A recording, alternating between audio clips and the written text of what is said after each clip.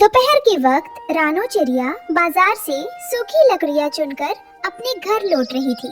तभी बरगद के पुराने पेड़ के पास जमीन पर उसे एक अजीब सी चमकीली लाल रंग की पेंसिल पड़ी हुई मिली। अरे ये कैसी अजीब पेंसिल है, इतनी चमकदार और भारी, लगता है किसी बच्चे की यहाँ गिर गई है। चलो रास्ते में पड़ी है तो उठा लेती हूँ, घर ले जाकर कुकू और गुड़िया को दे दूंगी, लिखने के काम आएगी। रानो पेंसिल लेकर अपने घोंसले में आती है।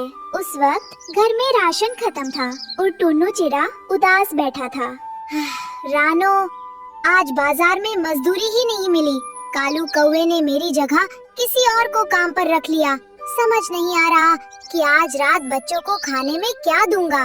कनस्तर में एक दाना भी नहीं है। अजी, आप हिम्मत मत हारिए, भगवान कोई ना कोई रास्ता जरूर दिखाएंगे। जरा ठहरिए, मैं बच्चों को ये पेंसिल दे दूं। मम्मा, मम्मा, आप बाजार से हमारे लिए क्या लाए हो? मुझे बहुत भूख लगी है। ये देखो गुड़िया, रास्ते में ये सुंदर पेंसिल मिली थी, तुम इससे कागज पर कुछ लिखो, तब तक मैं पानी गर्म करती हूँ। गुड़िया ने हंसते हुए फर्श पर पड़े एक पुराने कागज पर एक अनाज की बोरी का टेढ़ा मेढ़ा चित्र बना दिया। तभी पेंसिल से एक जोरदार सुनहरी रोशनी निकली। अरे मम्मा, देखो, कागज से कैसी तेज रोशनी निकल रही है। मेरी तो आंखें ही बंद हो रही हैं। रोशनी के धीमे होते ही रानो और टुन्नू की आंखें फटी की फटी रह गईं। कागज पर बनी बोरी गायब थी और उसकी जगह जमीन पर एक असली चावल से भरी बोरी रखी हुई थी। अरे बाप रे रानो, ये मैं क्या देख रहा हूँ? ये तो असली चावल है। ये बोरी अचानक आसमान से कहाँ से टपक पड़ी? अजी सुनिए, ये बोरी आसमान से नहीं टपकी। गुड़िया ने अभी अभी इस पेंसिल से इस बोरी का चित्र बनाया था। ये कोई साधारण पेंसिल नहीं है, ये तो जादुई पेंसिल है। जो भी बनाओ वो सच हो जाता है। रानो, अगर ये जादुई पेंसिल है तो फिर हमारी सारी गरीबी खत्म। जल्दी से इससे एक बड़ा सा सोने का घड़ा बना दो, हमारी 7 पीढ़ियाँ बैठकर खाएंगी। नहीं अजी, रुकिए, लालच मत कीजिए। कुदरत की ऐसी जादुई चीजें बड़ी परीक्षा लेती हैं। हम इसका इस्तेमाल सिर्फ अपनी भूख मिटाने और जरूरत के समय ही करेंगे। अगर हम लालची हो गए तो ये जादू हमें बर्बाद भी कर सकता है। अगले 2-3 दिनों में रानो के घर की स्थिति सुधरने लगी। वो बिना बाजार गए बच्चों के लिए ताजे फल और सुंदर कपड़े ला रही थी, जिस पर गोरी कौवी की पैनी नजर थी। दाल में कुछ काला नहीं, बल्कि पूरी दाल ही काली है। इस टुन्नू चिड़े को कालू ने काम से निकाल दिया, फिर भी इनके घर में रोज नए नए पकवान बन रहे हैं। रानो चिड़िया के बच्चे मखमली फ्रॉक पहनकर घूम रहे हैं। इसके पास इतना पैसा कहाँ से आ रहा है?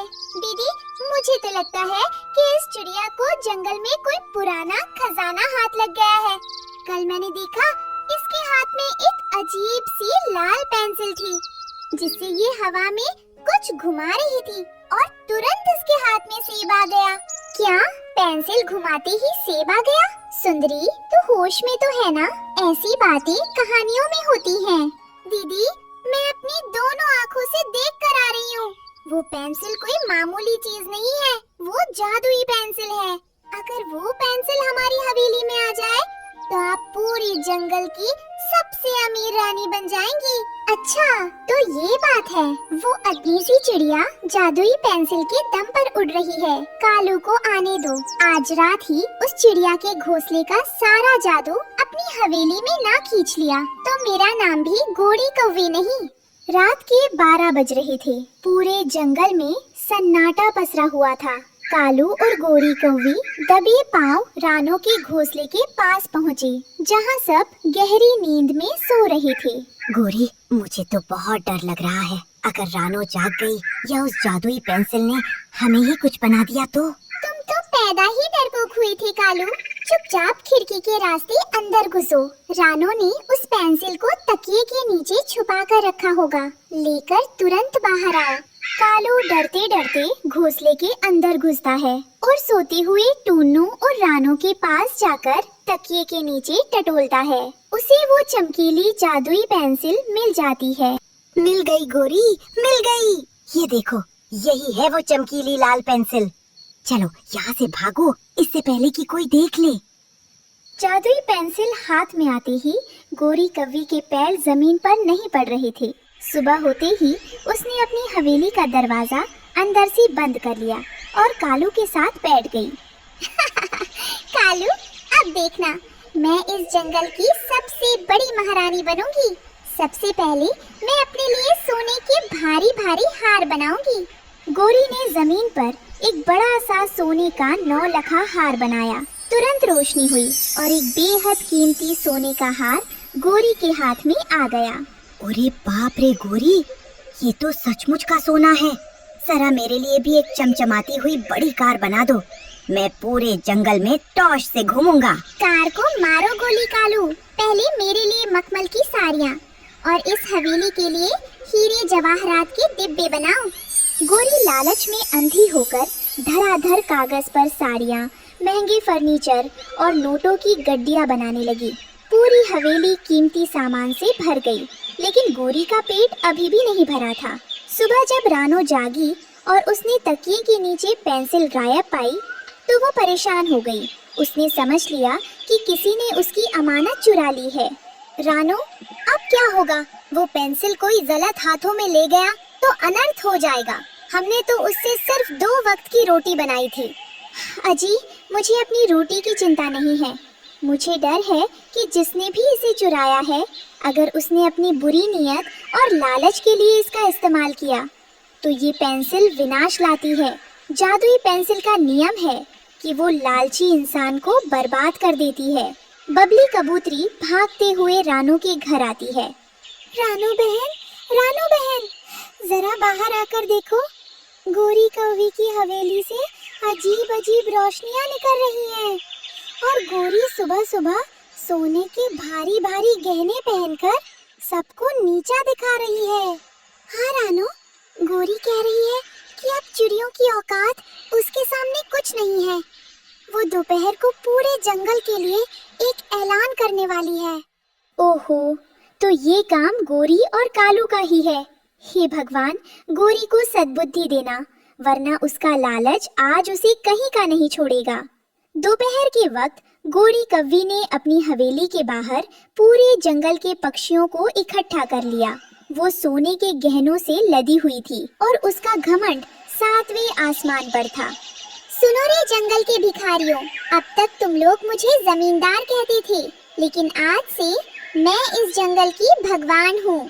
ये देखो मेरे पास क्या है। गोरी ने सबके सामने वही जादुई पेंसिल हवा में लहराई। भीड़ में खड़ी रानो चिड़िया ने हाथ जोड़कर गोरी से विनती की। गोरी बहन, मेरी बात मानो, इस पेंसिल को तुरंत रोक दो। ये कोई खिलौना नहीं है। इसका लालच में इस्तेमाल करना तुम्हें बहुत भारी पड़ेगा। इसे वापस रख दो। रानो चिड़िया, तू जल रही है मुझसे। तूने इस पेंसिल को छुपा कर रखा क्योंकि तू खुदगर्ज है, लेकिन मैं इस पुरानी लकड़ी की हवेली को तोड़कर अपने लिए यहीं पर एक आलीशान सोने का महल बनाऊंगी। गोरी, रानो ठीक कह रही है। बिना मेहनत के मिला वैभव टिकता नहीं है। रुक जाओ, इस प्रकृति के नियमों के साथ खिलवाड़ मत करो।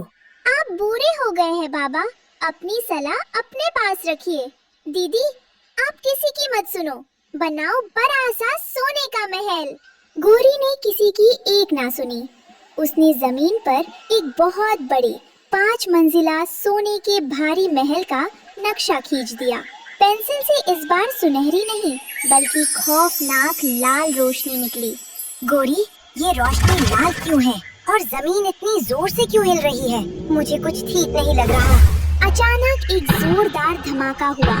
आसमान में घने बादल छा गए। गोरी की हवेली के ठीक ऊपर एक विशाल भारी भरकम सोने का महल हवा में प्रकट हुआ और धड़ाम से नीचे गिरा।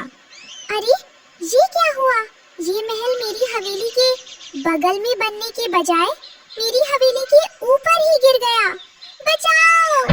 सोने का महल इतना भारी था कि उसने कालू और गोरी की पुरानी लकड़ी की हवेली को पूरी तरह कुचल दिया।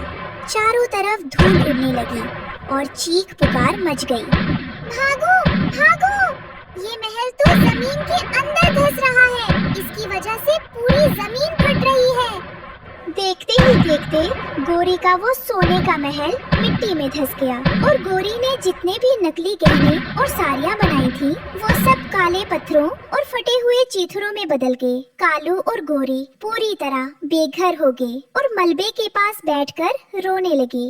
हाय दया, ये क्या अनर्थ हो गया। मेरा सोने का महल कहाँ गया? मेरे गहने पत्थर कैसे बन गए? मेरी हजारों साल पुरानी हवेली भी टूट गई। मैं तो रास्ते पर आ गई। मैंने कहा था ना गोरी कि चिड़िया की बात मान लो। अब हमारे पास ना घर बचा ना पैसा। अब हम इस ठंड में कहाँ रहेंगे? क्यों गोरी रानी?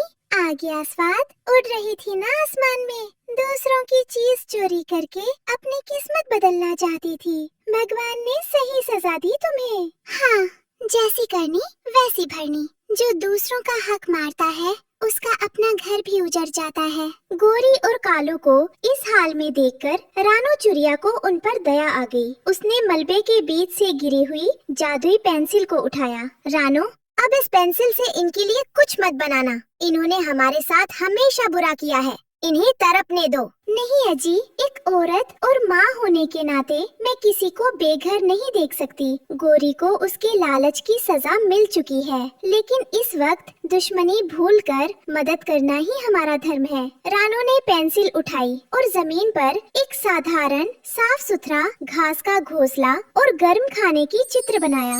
इस बार पेंसिल से शांत सुनहरी रोशनी निकली और सब कुछ सच हो गया। गोरी बहन, उठो और अपने आंसू पोंछो। ये खाना खाओ और इस घोंसले में आराम करो। मुझे माफ कर दो रानो बहन, मुझे माफ कर दो। मैंने तुम्हारी पेंसिल चुराई, तुम्हें नीचा दिखाया, पर तुमने मुसीबत के वक्त मेरा घर बसाया। मैं कितनी पापी हूँ और तुम कितनी महान हो। रानो बहन, आज से हम कभी किसी के साथ चालाकी नहीं करेंगे। हमें समझ आ गया कि मेहनत की एक सूखी रोटी लालच के सोने के महल से 1000 गुना बेहतर होती है। रानो चिड़िया ने देखा कि इस जादुई पेंसिल की वजह से जंगल में अशांति फैल सकती है, इसलिए उसने एक बड़ा फैसला लिया। रानो बेटी, अब तुम इस पेंसिल का क्या करोगी? बाबा, ये जादुई पेंसिल इंसानों या पक्षियों के लालच को बढ़ाती है। हम अपनी मेहनत से जो कमाते हैं वही असली सुख है। इसलिए मैं इस पेंसिल को हमेशा के लिए इस गहरे कुएं में फेंक रही हूँ, ताकि ना कोई इसे ढूंढ सके और ना ही किसी का मन डोले। रानो ने जादुई पेंसिल को जंगल के पुराने कुएं में डाल दिया। पूरे जंगल के पक्षियों ने रानो की इस बुद्धिमानी और त्याग के लिए जोरदार तालियां बजाई।